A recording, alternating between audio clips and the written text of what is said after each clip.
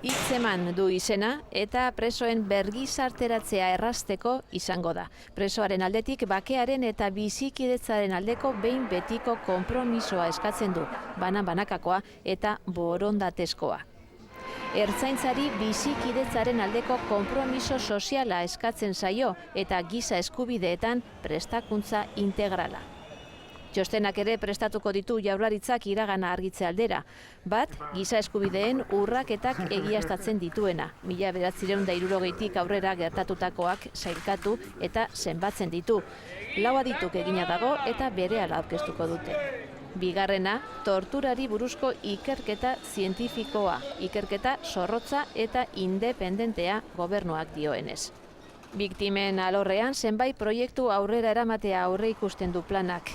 Memoriaren institutua esaterako, Gernikan kokatuko litzateke eta 2014rako inauguratzeko prest beharko luke.